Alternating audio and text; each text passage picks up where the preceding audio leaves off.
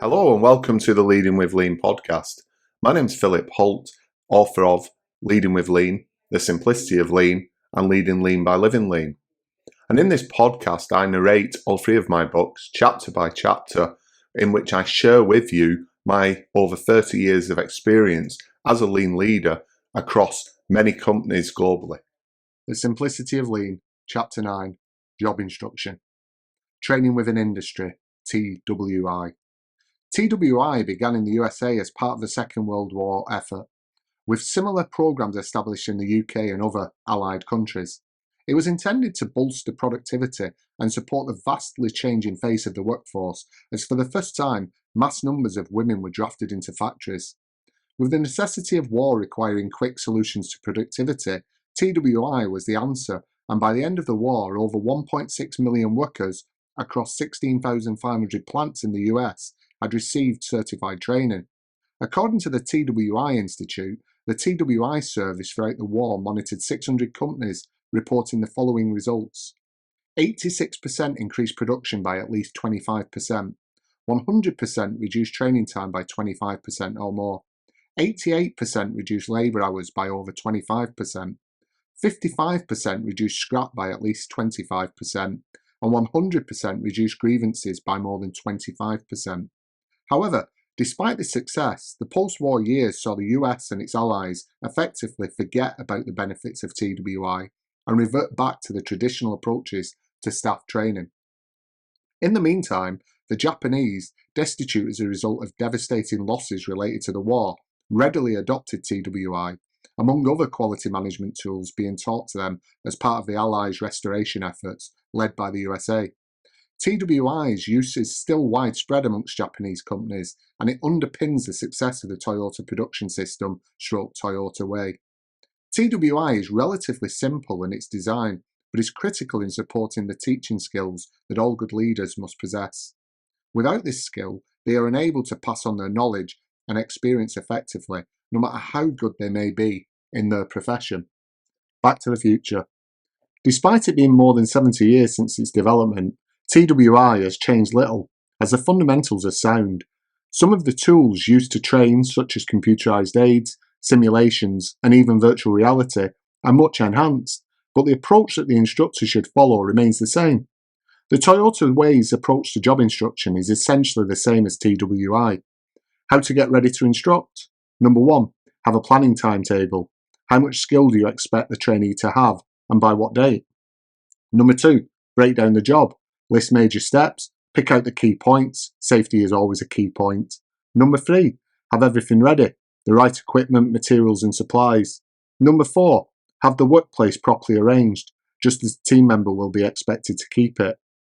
Some of the above items require some additional explanation, specifically, planning timetable. This should be relatively simple and is linked to the competence matrix and answers 3 questions. Who should be trained? In which job? By what date? Job breakdown. The job breakdown is the way by which the instructor breaks down the tasks that make up the activity to be trained into manageable steps. This ensures that the trainer can impart their knowledge in a logical sequence. Major steps, what to do. Key points, safety, quality and knack points. Reasons for the key points, why do it that way. These should be documented on a job breakdown sheet. Note, I find that the term knack point is not always in common usage. A knack point is essentially ways of doing something that comes with experience to make it easier, a feel, talent or dexterity that speeds up the job or makes the quality better. How to instruct. Number 1, prepare the team member. Put them at ease, state the job and find out what they already know about it. Get them interested in learning the job. Place in the correct position. Number 2, present the operation. Instructor does the job, describing the operation one major step at a time. Instructor does the job again, stating the major steps, stressing each key point. Instructor does the job yet again, stating the major steps, key points, and explaining the reasons for key points. Number 3, try out the performance. The learner does the job silently. Instructor corrects errors as needed. Then learner does the job again, while explaining each major stop. Then the learner does the job again, while explaining the major steps and key points behind each step. And then finally, the learner does the job while explaining the major steps, key points, and reasons. Number 4, follow-up. Put the learner on their own, encourage questions by the learner, designate for whom to go for help, check back frequently at first, taper off and provide coaching as needed. It's important not to underestimate the amount of time that it takes people to get up to the optimum speed and the resistance that can be experienced, especially from knowledge workers who may see job instruction as impinging upon their autonomy. However, I can guarantee that this will be one of the most important drivers of quality and productivity that you will utilise and is the basis for Kaizen and the change in culture that you wish to embed. Implementing job instruction. I hope that this chapter has convinced you of the necessity for job instruction, but I would like to be quite explicit on one point. That is about training people to the current standard, using the standardised work that currently exists for the job. This is the reason that job instruction comes after standardised work in the book, as without agreed standards for the activity, it's futile to train people. It's also important to clarify that job instruction is not a synonym for work instructions, with the latter being a form of standardised work documentation describing how the work should be done. Job instruction is a standardised way of teaching the person how to follow the standardised work. I mentioned briefly above that some resistance to job instruction might be encountered, especially in areas of knowledge work or even in operational office environments, as it can sometimes be perceived by people as taking away their autonomy. However, this could not be further from the truth, as it is about ensuring that our people can do the job effectively and consistently to the current standard, and then providing them with the autonomy to challenge the current standard, implement Kaizen, and train their colleagues in the new way of working. Instead of wasting time reinventing the wheel every day, they simply run to standard as they've been trained to and use their brain power to make improvements and solve the problems that they've not yet encountered.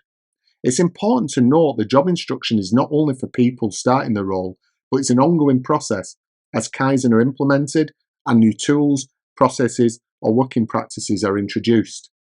And in the book, you'll see a picture of a competence matrix, which was seen earlier in the book during the competence element. Whenever there is a problem, we should always first ask the question, are we running to standard? As quite often the issue in quality, efficiency or service is due to us simply not following the standard. Where this is the case, it's often a competence issue, as our people either do not know the standard, don't understand it fully, critical to quality items, control points, knack points, etc., or haven't had sufficient training.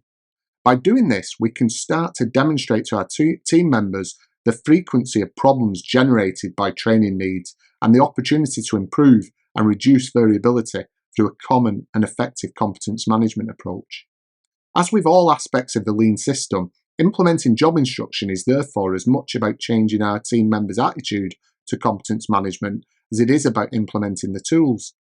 The approach to implementing job instruction is therefore best piloted in an area where there are, firstly, a high turnover of staff, where there are many new members of staff joining. The need for effective training, especially in onboarding, will likely easily be accepted by the team. Many ongoing problems, performance, efficiency, quality of service, where there are persistent issues, the team members are often more receptive towards help in those solving of problems. High degrees of variation of outcome, where different shifts, team members or locations show different outcomes for what ought to be the same process. Data can usually prove the case for a competence management system that can ensure that the process is executed the same everywhere and by everyone. Resistance is often at its highest in areas where there are long-serving team members who believe, rightly or wrongly, that they already know how to do things best. It's important to consider the change management aspects of this and engage these team members as knowledge holders and potential trainers and/or coaches of others. If done well, one of two outcomes are normally realised. Number one, the team member is indeed an expert in this process or activity and can offer real insight into its standardisation, documentation, improvement, and job instruction. Or number two, the team member quickly realises that they do not have as much knowledge as they thought they had and either accept and support the development of standards and job instruction or become defensive. The introduction and implementation of job instruction is a crucial part of the realisation of a lean thinking organisation and it can solve many of an organisation's current issues without significant investment. However, the willingness to put in place this methodology will evoke a resistance and requires a long-term vision of the lean culture. And the chapter ends with the quote from W.B. Yeats: "Education is not the filling of a bucket, but the lighting of a fire."